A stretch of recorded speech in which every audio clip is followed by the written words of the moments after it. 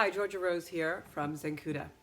So we're hearing a lot about energy and the shifts of energy and the intensity and extreme times that we live in. And that is very true.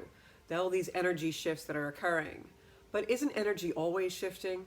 Energy is always moving. Energy is never in place. It's never stagnant, right? So if we think about all of that and it's always happening, I do think there's an acceleration and maybe we're living in more extreme times than we have been in the past. And many people give a lot of different reasons for that. Some people say that it is the electromagnetic fields of the earth or the astrology and where the planets are, or perhaps angelic energy or Christ energy or the energy of our creator. Whatever you believe and whatever feels right for you is what it is for you. We also have those energies come in and they affect us in different ways. And there's a lot of things on the internet and social media about how, oh, this particular energy will resonate with your heart chakra, and this particular energy might resonate with your crown chakra. And that may be true. And I do believe in certain parts of that, especially in relation to astrology and other energy modalities. But the bottom line is not where this came from or what the energy is identified at. The bottom line is, how are you materializing the energy shifts in your life?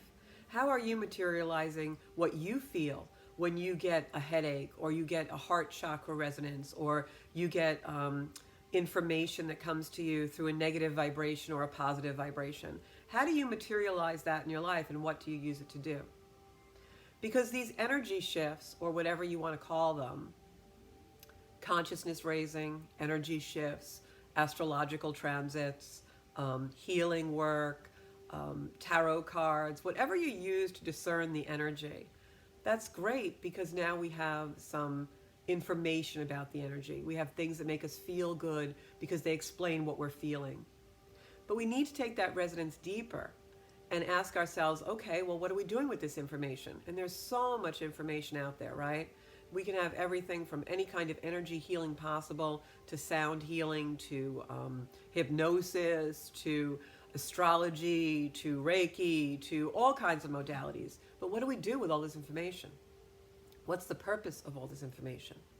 Well, the real purpose of everything behind every energy shift, behind whatever the modality, whatever the experience, negative, positive feelings, things coming to you in waves of things you can identify when you sit with them and really understand them. What is all of it about? What is all this information for?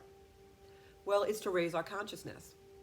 This extreme time and this intense energy is simply to raise our consciousness.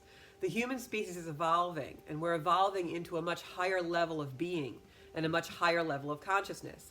Our higher self, the part of us that's been with us through the incarnation of our first breath through many lifetimes, that part of ourself that has stayed with us, that knows all, is now becoming more and more heightened. And whether that's done through Reiki or astrology or hypnosis or drum circles or you name it, whatever reason you use or whatever feels good to use, it's about raising that consciousness level. And that's why you have all this intensity and extreme energy in the world, because the higher we raise that vibration, the more it's going to vibe, right? Think of a fire, right? Fire keeps more and more heightened. It's progressive, right? And if a fire gets progressive, it can do one of two things. It can destroy, right? Like a raging forest fire. We see those a lot out in California. And as they get more progressive, they're more destructive. But fire also, think about when you cook. The higher the heat goes, the more productive it is for your nourishment, for your food, right? It cooks, it completes, it is able to provide nourishment, warmth for us, right? So it's up to us how we use the vibrations of what we're feeling. How do you use your fire? So I think with this extreme time and this intensity is really asking for us, whatever modality we choose to work with, what it's really asking for us is to take our identities, take the lives we're living, the things we like, the things we do, the things that are our being, and look at them a little closely, because that is a fixed identity. That is an identity that we have been fixed in since the day we have born. It has grown progressively. That's our fire heating up, right? Our lives heating up. And this fire has gotten progressively more vibratory, more progressive, has gotten more productive in our lives, right? And it's fixed now. It's fixed into what we have created it to be. Our likes, our dislikes, our values, our belief systems, the people we associate with, the jobs we do, the things we acquire, the things we consume. It's our fixed identity. And I think as the higher consciousness comes in and as the universe raises its vibration, as we all raise the vibration, thereby causing the universe to raise the vibration, what's happening is the universe, our higher self, our being, wants us to start kind of molding that identity into a different form. It wants us to start releasing some of the fixity of that identity. The identity that maybe society and our family of origin and our experiences have fixed us in. And what it wants us to do is really tap into our creative identity. The identity that has no limitations. The identity that has no boundaries. The identity that in any form that we choose to create and express has a love, a goodness, a high vibration, a cooperation with the rest of the world.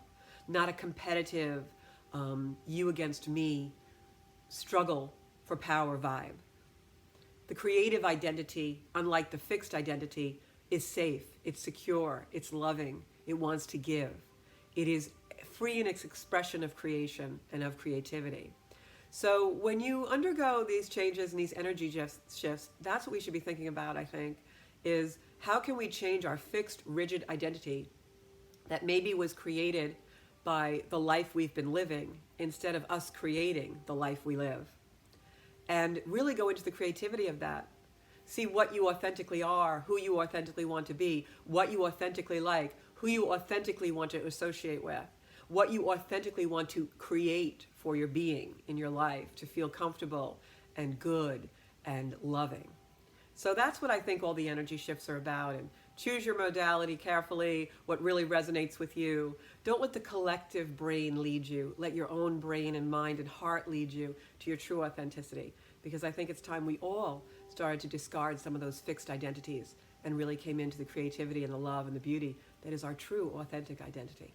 So thank you so much for listening. You can find more of my videos on Zencuda on Facebook, Zencuda on YouTube, and Zencuda Official on Instagram. For a private reading, you can reach me by email through connect@zencuda.com. Thanks so much. Have an absolutely fantastic day and be creative from your authentic self.